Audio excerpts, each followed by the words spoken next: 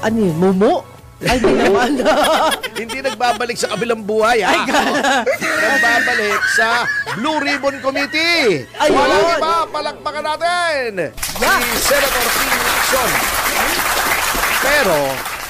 Pero, mga kapatid, hindi ko alam kung ito ay good news or bad news. Sapagkat nagugunita na ninyo na si Ping Lacson ay nagbitiw sa katungkulan bilang chairman ng Blue Ribbon Committee dahil nainis siya. Napikon siguro na ang daming nagsasabi na kanya mga kasamahan sa Senado na hindi maganda ang ginagawa niyang trabaho. Kaya pala. Ang problema, mga kasama, noong nagbitiw si Senator Ping Lacson, wala namang ibang senator na gustong kunin yung Blue Ribbon. Paano? Hot potato. Di ba? Sinalo niya. Sabi ni Senate President pa lang yan, senador din naman, Tito Soto. Most probably, pag-convene ulit sa Nobyembre, next month, na ang ating Senado, pagkatapos ng mahabang bakasyon. Sarap ng buhay, no? Napakahaba. Puro bakasyon sila, no? Anyway, pagkatapos ng mahabang recess, di ba tayo 20 minutes lang ang recess noon nung elementary tayo? Di ba recess? Na mga 9 o'clock ba? No, 9:30.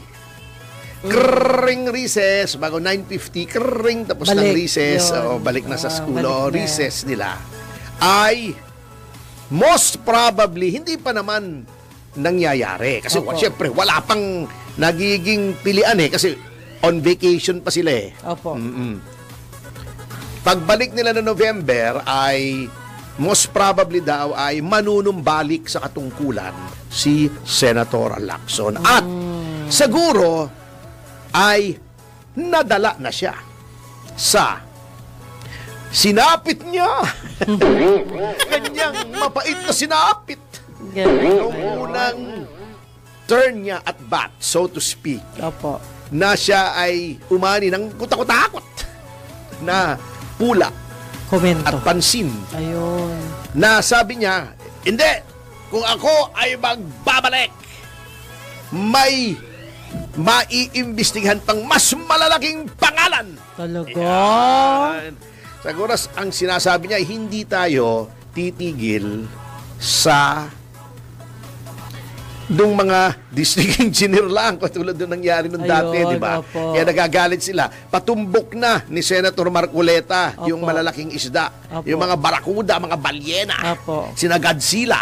Isda pa si Godzilla, hindi yata isda si Godzilla. Hindi nga. Pero nakakaiyak sa ilalim ng tubig, Dragon yun, di ba? Ewan ko. Dragon, hindi na member ng parliament, si Renato Dragon. Umanaw na nga yung kaibigan natin yun, si Renato Dragon. Sorry po. Si Rene Dragon. Anyway. Ganon. Sige. Kasi meron daw siyang very important witness. Hindi natin malaman kung sino yun. Ayaw pa niyang sabihin. Surprise din. Ang sabi lamang niya ay itong testigong ito, itong saksing ito ay magbibigay ng matibay na pagpapatotoo sa mga style, mga modus sa flood control. Pero alam nyo, as Senator Ping, di ba noon sinabi niya, hinahanap na niya si Master Sergeant Gutesa. Hindi na nagpakita. Sir, ayon sa aking reliable source, nandun lang naman sa barracks ng Marines. Andun lang naman si Gutesa. Bakit hindi nyo mahanap? Baka hanap ka kayo lang ang magaling na hindi magpahanap si Gutesa naman hindi kasing galing ninyo. Di ba nung nawala si Senator Ping? Hindi nagtatago. Ang spekulasyon ng iba ay itong witness na ito ay si Undersecretary Bernardo.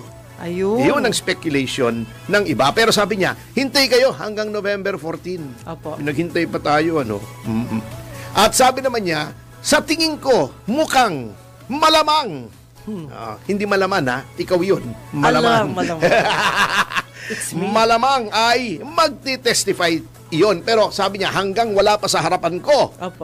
Kung ako'y magbabalik man bilang chairman ng Blue Ribbon, ay hindi pa natin pwedeng sabihin ito ay magte-testify nga. Siyempre, tama naman yun. Tama. Don't count your chickens before they are hatched. Baka bugok pa eh. Opo.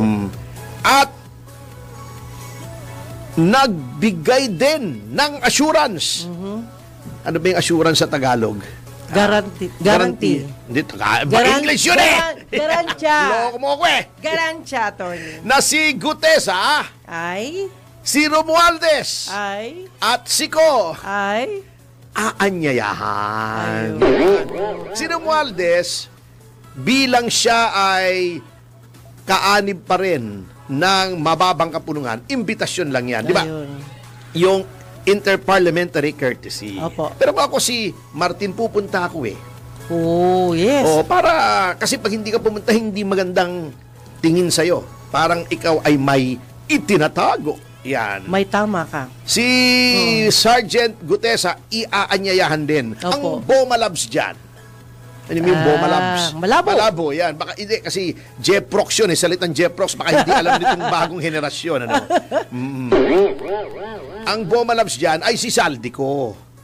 Ay, nasa Spain eh. Oo. Nasa Spain ba? Opo. Pwede daw siyang, magte-testify daw siya pero sa wikang Kastila.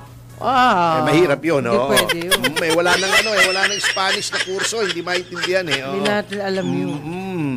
Yan.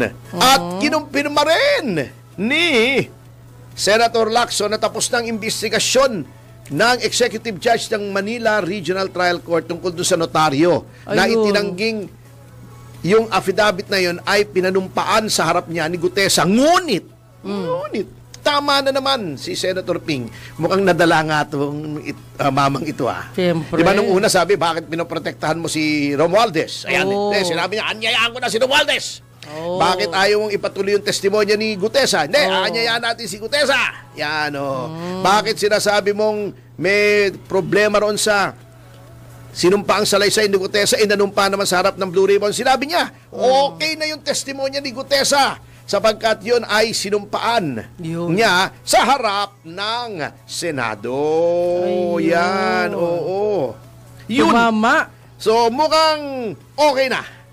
Okay na ang investigasyon as far as Blue Ribbon Committee is concerned. Let's give Senator Lacson the benefit of the doubt. Yan, oo. Huwag nating husgahan siya. Baka naman, nadala na nga siya dun sa dati nangyari na pag-isip-isipan niya, lalo na pag siya ay nagmumuni-muni at ninilay-nilay at nagbubulay-bulay at nagugulay-gulay. Kumakain ng gulay. Yun sa undas ng mga Katoliko, di ba? Nagninilay-nilay siya, di ba? May edad na rin. Anong legacy ang iiwanan niya? Di ba? Mamaya ay pag-uusapan natin yan. Anong legacy ang iiwanan ko? How will history judge me? Bilang isang matapat at matapang na lingkod bayan o taong nagtakip kay Romualdez. Siyempre, iniisip din yan pagka may edad ka na. Mga 70 na rin yata si Senator Ping, kung ako'y hindi nagkakamali. Ako'y tama. Hindi ko po alam eh. Yun ang Oo, di ba? Yan, okay. So, congratulations in advance kung magkakatotoo man yan. At tingin ko naman yung magkakatotoo. Wala na namang gustong kumuha ng Blue Ribbon eh. Okay. Yan. Sapagkat ito nga, ito rin ang sinasabi ng mga tao na mukhang si Yusek Bernardo ang witness na yon. Although, konfirmado pa lang siya sa ombudsman. Okay. Na siya ay magtetestigo. Oo. So, well, tingnan po natin. Sapagkat, tama naman yung ginagawa nila. Hindi mo naman pwedeng pigilin, bagamat may ICI na, yung kapangyarihan ng ombudsman na mag-imbestiga. Lamang, dapat wag na yung mga style na yung tinalakay natin kahapon, pero hindi na natin babalikan yan. Ang nakakatawa lang dito, puntahan na ulit natin ng ombudsman, hindi si Ombudsman Remulla ang nakakatawa dito.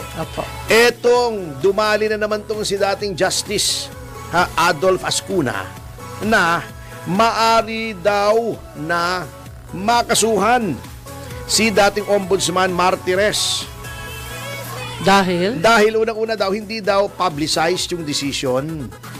Di ba nandun nga sa case management na system, kahit sino pwedeng tingnan yun, pwede mag-inquire. At yung nagreklamo, binigyan ng kopya. Nasa record. And no action. Pwede namang mag-press con yung nag-complain katulad ng ginagawa namin. Opo. Pagka tingin namin na naaagrabyado kami sa ombudsman katulad nung nangyari sa Mama Sapano. Opo. Diba? Nag-press con kami. Pwede naman kami mag-press con. Bakit Umapela. hindi siya nag-press con? Spokesman ba niya ang ombudsman? Iba kasi itong ombudsman na to, kaya nga yung sinasabi natin, may judicial temperament, hindi katulad ni Boying na politiko. Gusto niya laging pa-cute siya. Di ba? At yung kanyang assistant, si Clavano, na in-import niya from DOJ, may balak yata mag-artista. So bakit may karapatan naman siya, magandang lalaki naman siya. Pero may affidavit ako tungkol sa kanya, saka na yun. Pagka ibang administrasyon na, Miko, dalawa affidavits ko. Anyway, hindi naman ganon si Martires. Ang problema lang nito, sabi kasi ni Ascuna, pwede daw kasuhan kasi ang tagal. Natagalan. Kasi may time limit daw. Ang panawagan ko kay Justice Ascuna, pareho naman kayong Associate Justice dati, ni former Ombudsman Samuel Martires, huwag ka na magdadaldal dyan kasi puro daldal kay. Kung tingin mo ay may problema, kasuhan mo na. Kasuhan mo na. Kung wala ka rin lang magawa sa iyong buhay kasi ikaw ay retirado na at ikaw ka nang binibigyan ng pensyon na pera namin, ng mga taxpayers, may pensyon ka naman buwan-buwan, sumasahod ka, make yourself useful. Instead of dumaldal ka ng dumaldal, ay magdemanda ka kung tingin mo merong may kasalanan. Katulad ng ginagawa natin sa Citizens Crime Watch, di ba? Tingin natin may kasalanan si ganito, si gano'n. Nagdedemanda po kami. Ayun, ang dami namin sa ombudsman. Kanya lang, ang problema nga, yung kumpiyansa, yung confidence level na natin ngayon sa ombudsman, below sea level na. Pero wag na. Baka sabihin naman ni Primo Boying, pinag-iinitan natin siya.